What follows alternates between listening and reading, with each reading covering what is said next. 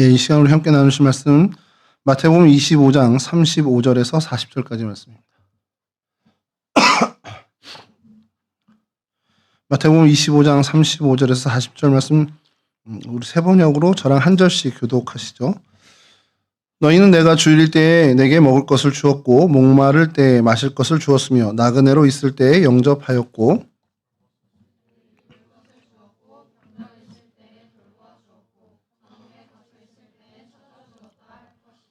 그때의 의인들은 그에게 대답하기를 주님 우리가 언제 주님께서 주린 것을 보고 잡수실 것을 드리고 목마르신 것을 보고 마실 것을 드리고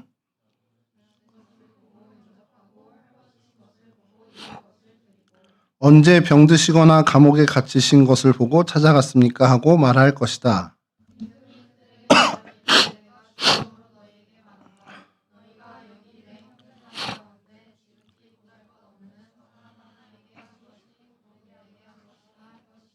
아멘.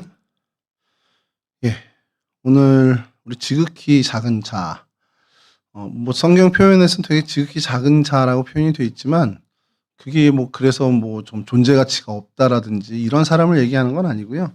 각자마다 갖고 있는 자신의 기준에 따라서 좀 영향력이 있는 사람, 아니면 내게 영향력을 좀 덜 주는 사람, 요런 어떤 개념으로 보시는 게 오늘날엔 좀 더 적합하지 않을까라는 생각을 하게 됩니다.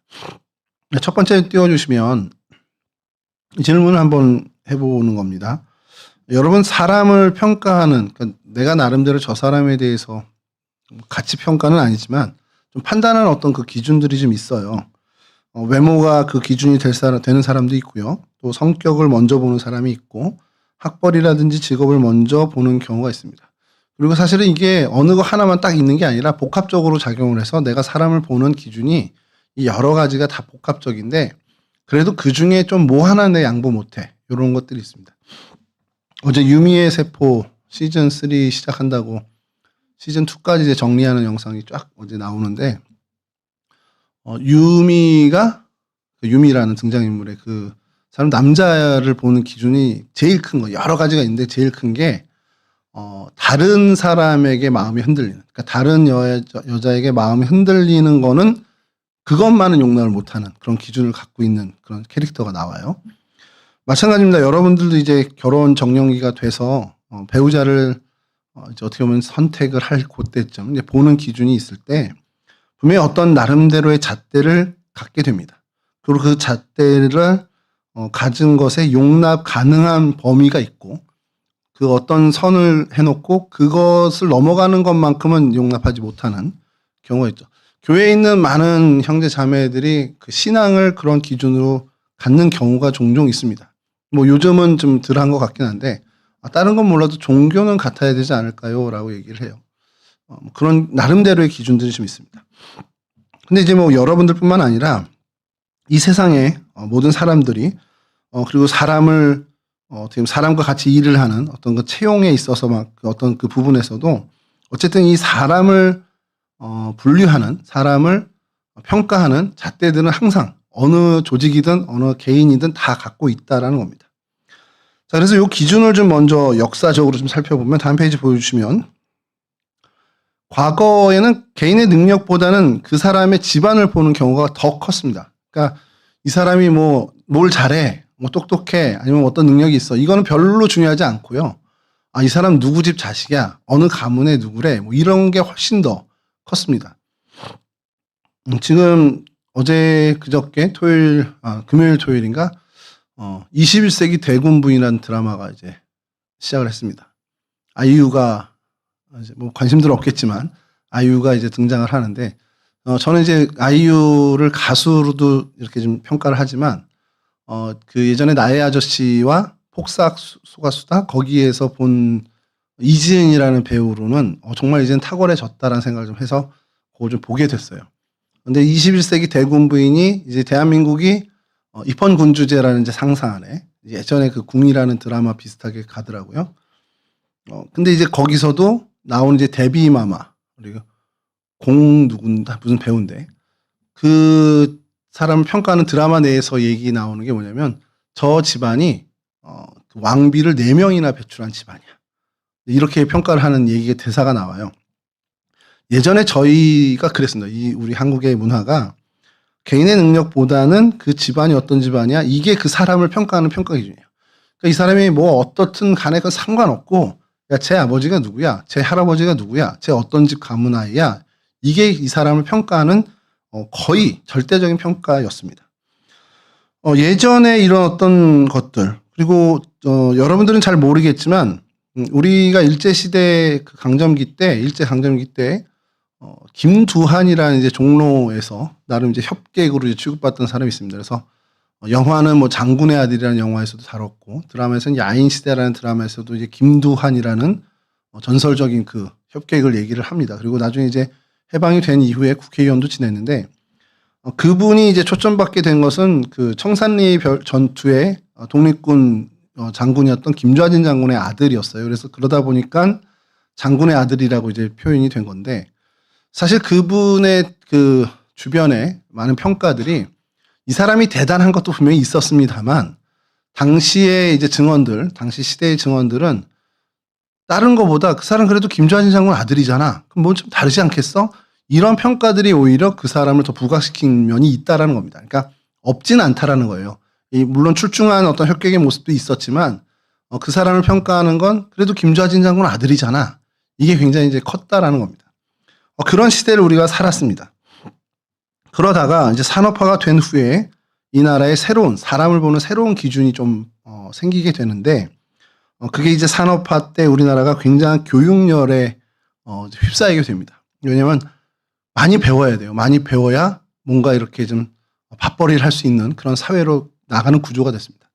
그래서 이제 학벌이라는 것이 소위 말하는 어떤 좀 사람을 평가하는 기준으로 올라오게 되죠.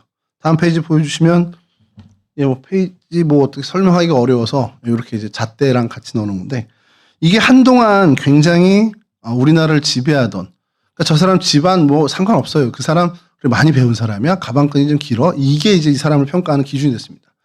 이게 꽤나 오래 갔어요. 꽤나 오래 가서 우리나라의 어떤 그 교육열을 오히려 더 지피는 그 선순환인지 악순환인지 하니까 그게 계속 순환적으로 된 거죠. 그러니까 많이 배워야 돼. 그래야 뭔가 먹고 사는데 해결이 돼. 그러니까 뭐 개천에서 용났다라는 뭐 표현도 많이 쓰고, 그러니까 이 사람 집안이 어떻든 건 상관없습니다. 그래서 정말 많이 배워서 판검사가 됐어, 뭐 많이 배워서 무슨 고위공직자 됐어, 이런 어떤 그 부분으로 사람을 평가하는 기준들이 이제 생기게 됐습니다. 그러다가 이게 이제 시대가 경제 부흥이 성장되고 우리가 OECD 가입되고 이러면서 정말 이제 못 배우는 사람이 없는 그런 시절에 도래하다 보니 새로운 기준이 등장을 합니다. 그리고 이게 사실은 오늘날의 절대적인 기준 중에 하나입니다. 페이지 넘겨주시면, 오늘날에는 그 사람의 경제적인 능력, 그러니까 소위 말하는 연봉이 그 사람을 평가하는 기준으로 자리 잡게 됐습니다. 사실 이게 요즘은 가장 큰, 그러니까 이게 조금은 목회자로서 이런 어떤 신앙인으로서 볼 때는 좀 굉장히 개탄스러운 일이긴 해요. 왜냐하면 그 사람의 경제적인 능력이 그 사람을 평가하는 가치가 된다는 건 되게 불합리한 거거든요, 저희 입장에서. 그러니까 목회자나 어떤 신앙적인 입장에서 보게 되면. 그리고 성경적인 가치관에서 본다면 더더군다나. 그런데 어쨌든 이것이 이 사람을 평가하는, 연봉 얼마가, 이 사람 연봉이 얼마야가 아니라 얘 얼마짜리야, 이렇게 평가되는 시대에 저희가 살고 있습니다. 그리고 이게 나랑 이제 어울릴 사람을 이제 평가하는 그 선택하는 기준에서 더 넘어가서 배우자를 선택하는 기준에 굉장히 결정적인 그런 기준으로 떠오르게 된 게 이 연봉이라는 겁니다. 다음 페이지 보여주시면, 이제 그걸 한 페이지로 좀 정리를 하면, 과거에는 이제 가문이나 집안, 당사자가 문제가 아니라 그 사람의 배경이 중요하다면, 산업화 이후에는 학벌, 뭐 오늘까지도 뭐 중요한 역할이긴 합니다만, 사실은 현대에 와서 더 큰 것은 이제 학벌보다도 연봉, 그 사람의 수입 능력, 경제력, 그 가치, 이게 굉장히 중요한 척도가 되는 시대를 여러분 우리가 살고 있다는 겁니다. 정말 목회자로서 이 현상에 대해서 어떻게 생각해야 하냐면, 옳지 않다라고 저는 확실히 얘기합니다. 이건 바른 것은 아닙니다라고 얘기합니다. 그런데 세상이 그렇게 돼 있으니 무시하고 살아갈 수는 없죠. 그렇게 되다 보니까 이전에 이 우리나라에 그래도 그 좋은 어떤 정신이 있었던 청빈이라는 정신이 사실은 이제 도무지 소용이 없게 된 시대를 우리가 맞게 된 겁니다. 그리고 다음 페이지 보여주시면 뭐 이제 사람 목에다 이제 태그를 걸어봤는데 그냥 이 사람들마다 다 보이지 않는 태그를 목에 걸고 얘 얼마짜리야 바코드 찍으면 얼마짜리 틱틱틱 뛰는 것처럼 그렇게 이 시대가 돼버렸다는 겁니다. 이 기준으로 사람을 평가하고 실제 그렇게 사람들이 이 기준에 머무르지 못한 그 기준을 차지 못하면 소위 말하는 가치 없는 사람이 돼버리는 시대를 저희가 살고 있다는 거예요. 근데 이게요 다음 페이지 보여주시면 좀 아쉬운 것이 어떤 경제적인 활동을 하는 뿐만 아니라 이제 어떤 목회적인 그 어떤 종교적인 이 부분까지도 잠식해서 들어온 겁니다. 그러니까 소위 말하는 좀 거룩의 영역이라고 하는 그 이제 어떤 경제적인 것과 정말 동떨어져 있는 그 영역까지 사실 이게 잠식하게 됐습니다. 그러니까 현실적으로 여러분들에게 얘기해 드리면 저희 뒤에 전도사님들 계시지만 그 전도사 그 부서에 몇 명이나 모아 뭐 그 목사님 교회 부흥 좀 시켰어? 이게 이제 목회자들을 평가하는 기준으로 자리를 잡게 된 거죠. 그러니까 굉장히 물질적인 요소들 그런 가치관이 그 사람을 평가하는 기준이 이제 종교인들에게까지도 그런 기준으로 보면은 우리 중고등부 오늘 몇 명 출석했습니까, 전도사님? 대답해 주세요. 몇 명 출석했죠? 6명이. 유초등 몇 명 출석했어요? 네. 6명과 16명. 그냥 오늘 몇 명 못 왔구나 무슨 일이 있었지 이렇게 생각해야 되는데 이 기준으로 하면 그래? 중고등부 전도사님, 유초등부 전도사님이 능력 차이가 많이 나나? 이렇게 해버리는 시대가 왔다라는 거예요. 여기서 그렇다는 게 아니라 그런 면으로 하면 저도 자유롭지 못하죠. 전체 교회 학교도 교회 학교 청년부 몇 명 왔어? 그럼 하나, 둘, 셋, 넷, 다, 17, 8. 우리 승혁 선생님이 와줘서 오늘 저희가 10명을 넘었습니다. 이 설교 하려고 좀 부른 것 같아, 내가.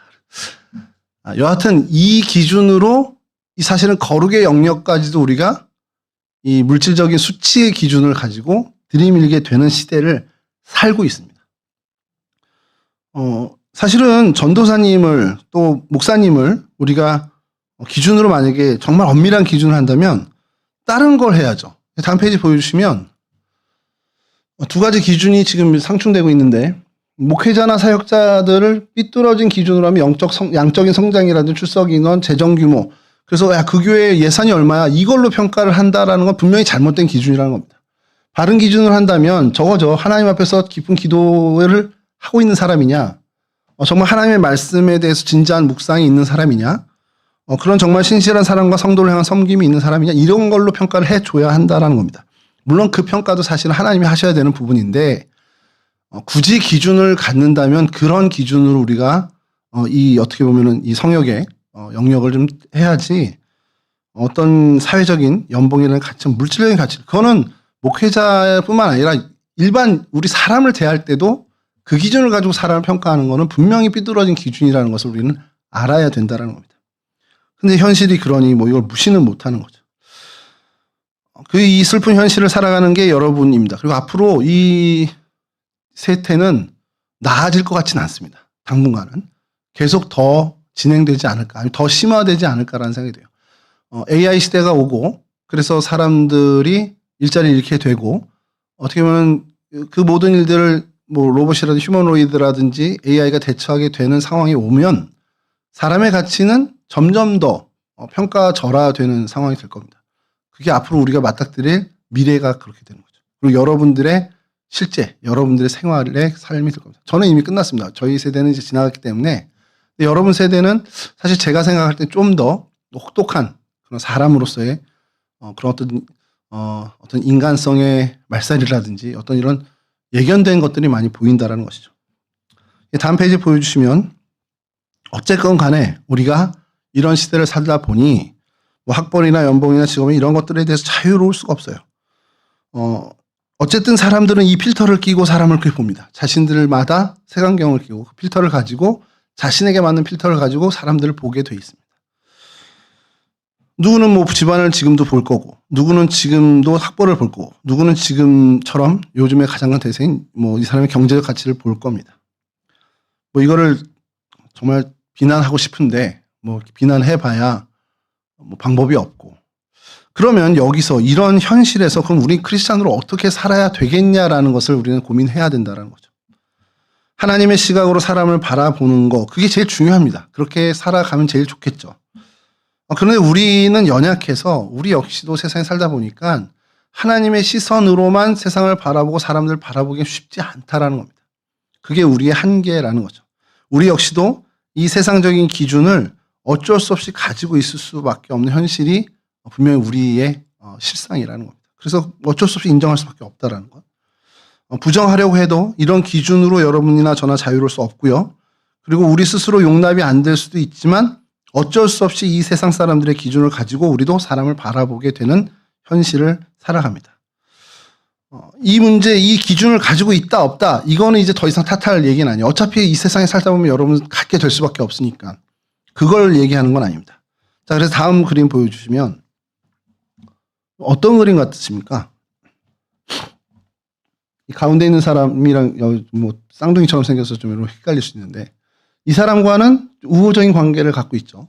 저 등진 사람과는 뭐 적대적인 것까지는 모르지만 적어도 우호적인 관계를 갖고 있지는 않습니다. 그러니까 관계가 잘 형성되지 않는다는 거죠.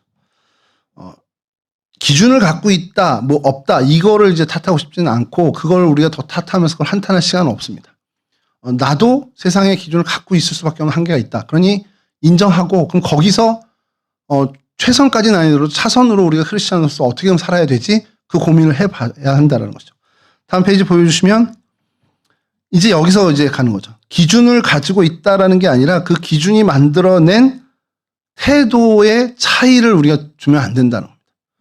내가 평가할 기준이 있어요. 분명히 어떤 기준이 있습니다. 저도 뭐 예를 들어서 누구 사람을 평가하는 기준이 있어 그러면 교회에 나와 안 나와. 예를 들어서입니다. 교회 출석이 제 기준이라고 치죠.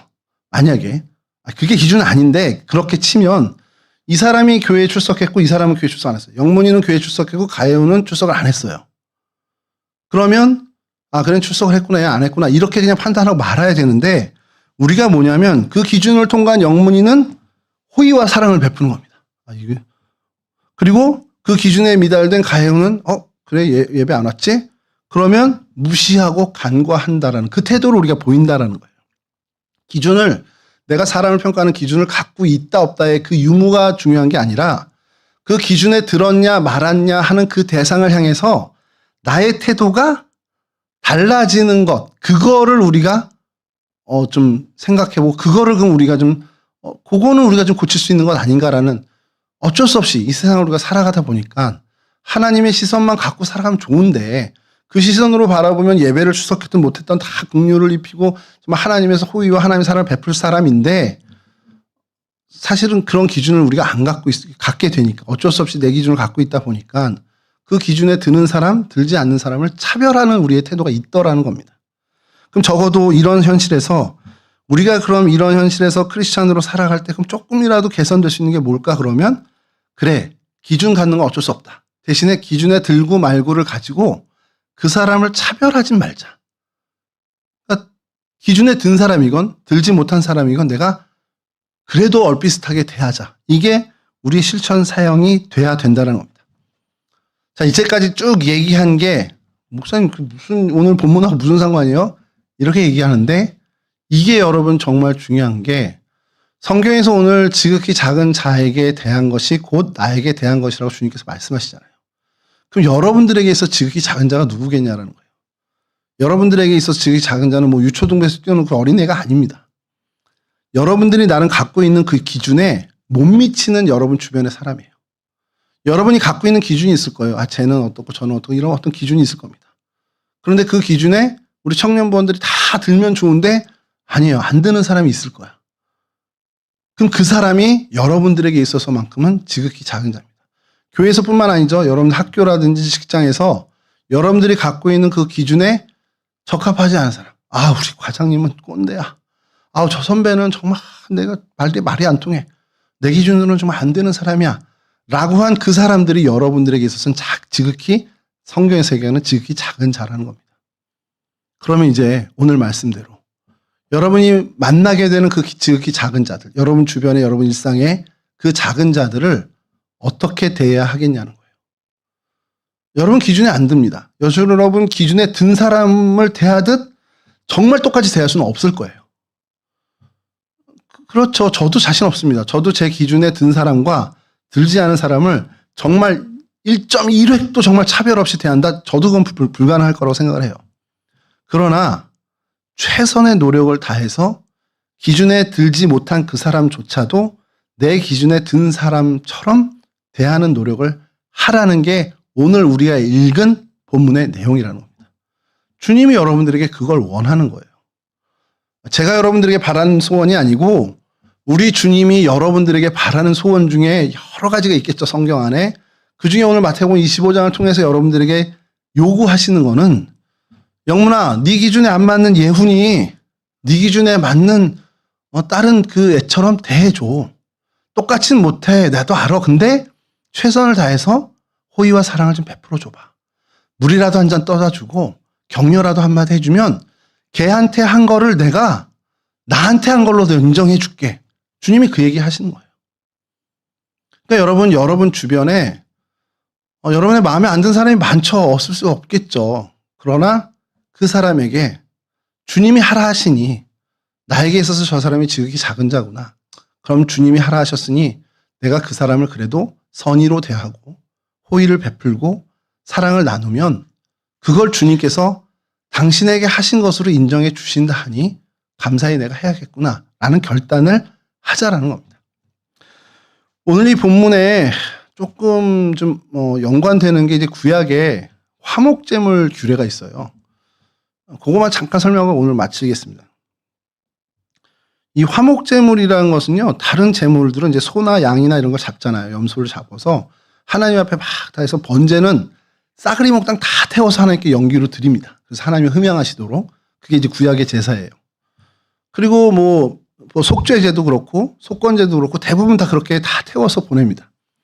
근데 이제 화목제만큼은 조금 다른 게 넓적다리라든지 이렇게 어떤 분량을 제사장 몫으로 제사장에게 주고 태우지 않습니다.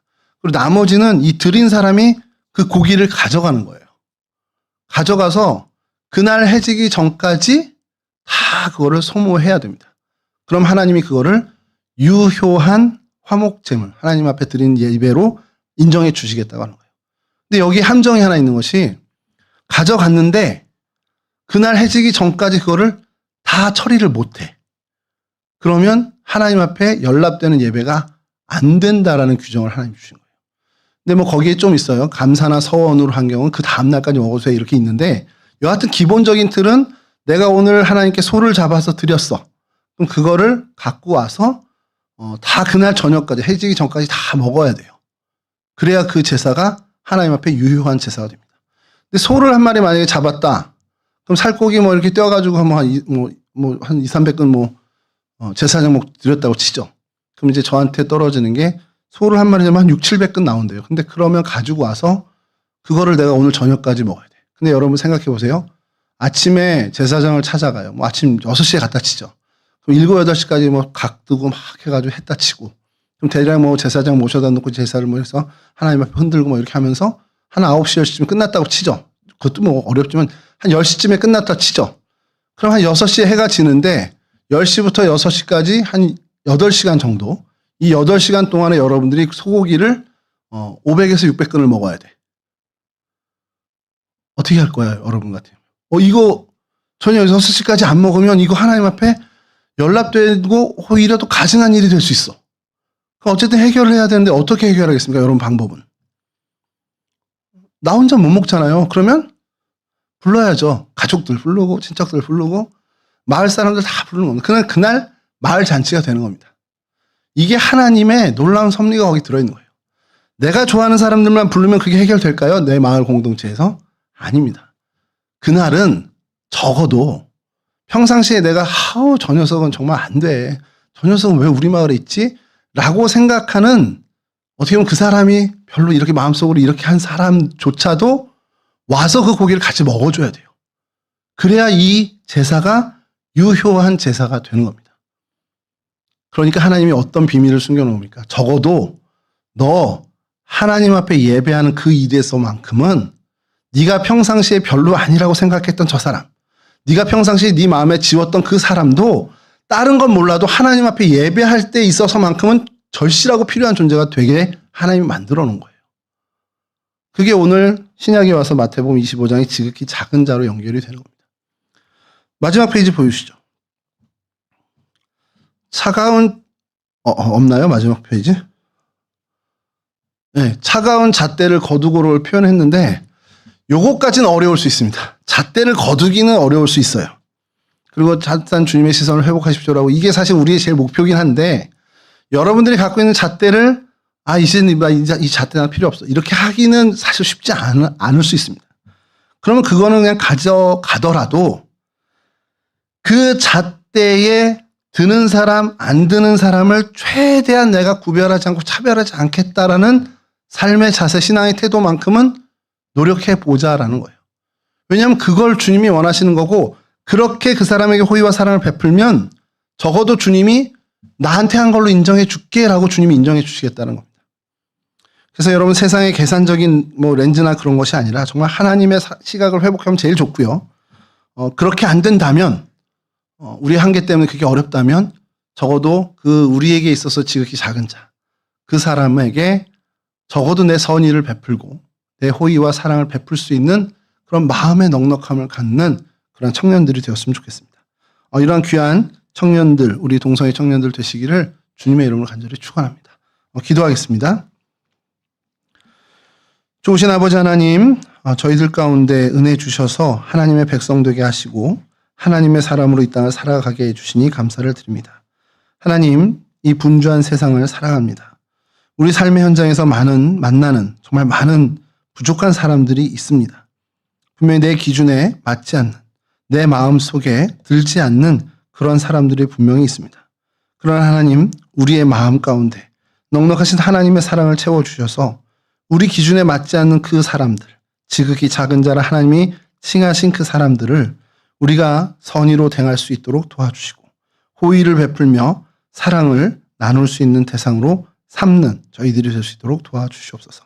그렇게 할 때 주님께서 그들에게 베푼 사랑을, 그들에게 베푼 호의와 선의를 주님께 베푼 것으로 인정한다 하셨사오니 그 말씀 굳건히 믿으며 이 땅을 살아갈 때 많은 사람들을 유익하게 하고 많은 이들을 이롭게 하는 삶을 살아가는 우리 동성애 청년들 다 될 수 있도록 도와주시옵소서. 그래서 하나님 그 지극히 작은 자를 섬김에 있어서만큼은 적어도 하나님 승리하는 인생으로 살아가는 우리 동성애 청년들 될 수 있도록 주님 도와주시옵소서. 이제는 우리 주 예수 그리스도의 그 크신 은혜와 우리 아버지 하나님의 그 극진하신 사랑하심과 성령 하나님의 교통하시며 인도하심이 지극히 작은 자를 차별 없이 구별 없이 섬기고자 결단하는, 그래서 주님 앞에 그 사랑과 호의를 드리고자 결단하는 우리 청년들 머리머리 위에, 이들의 인생 위에, 이들의 삶 위에 이제로부터 영원히 함께하여 주시길 예수님 이름으로 간절히 축원하옵나이다. 아멘.